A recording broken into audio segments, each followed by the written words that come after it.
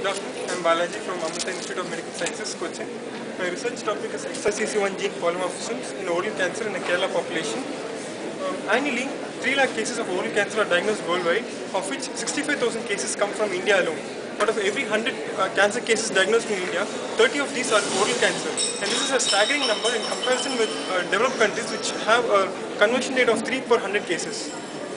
Also, statistics show that the 5-year survival rate in case of oral cancer is a dismal 50%, and this is in spite of advances in the field of chemotherapy and radiation. I chose Kerala for my study population because Kerala has one of the highest incidences of smoking, alcoholism and tobacco chewing, which are all established risk factors for the development of oral cancer. But recent studies show that there is occurrence of oral cancer in patients without any apparent risk factors and individuals who are less than 40 years of age. So this has led us to consider the possibility of involvement of genetic factors in the predisposition to carcinogenesis. And one such possibility is the occurrence of polymorphisms in DNA repair genes.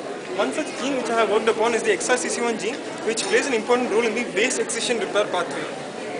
Various proteins are involved in this pathway, such as the poly-ADP ribose polymerase, ligase 3, polynucleotide kinase, polymerase beta, and the role of XRCC1 protein in this pathway is that it acts as a scaffold protein and it facilitates the function of these enzymes in base excision repair. 5 major polymorphisms have been defined, of which 3 are significant and occur in conserved sequences and result from amino acid substitutions. These are arginine 194 tryptophan, arginine 280 histidine, and arginine 399 glutathione, of which I worked upon 2 of these genes, 2 of these polymorphisms, arginine 194 tryptophan and arginine 399 glutathione.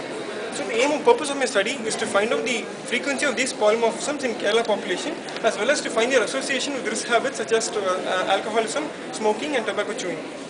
Methodology: 15 tumor samples were collected from individuals confirmed to have head and neck squamous cell carcinoma from the Head and Neck Institute, and DNA was isolated from these samples and purified using phenol chloroform isoamyl alcohol. This was then subjected to PCR amplification using different sets of primers and conditions.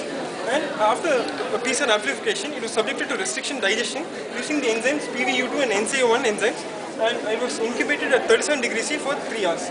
And the final product was analyzed in 2% agarose gel using agarose gel electrophoresis.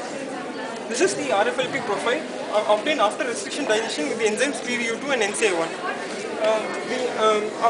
Since this study was a part of my STS fellowship, I combined the 30 pre-work samples from my lab, and analyzing these 30 samples together, these are my results.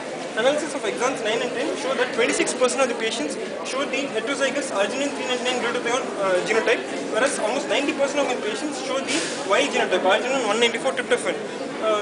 And also, this picture shows the distribution of XRCC1 polymorphisms as a whole based on risk habits, and it clearly depicts that the occurrence of heterozygosity is at a higher frequency in patients with risk habits in comparison with patients without risk habits. And an incidental finding in my study was that there was a higher occurrence of XRCC1 9 to 10 mutations irrespective of the site of the tumor, be it either the buccal mucosa or the tongue, showing that this genotype is at a higher risk for development of oral cancer in comparison with the exons 5-6 mutations. So I intend to carry forward this study with a larger sample size in order to study the frequency of these polymorphisms in our population.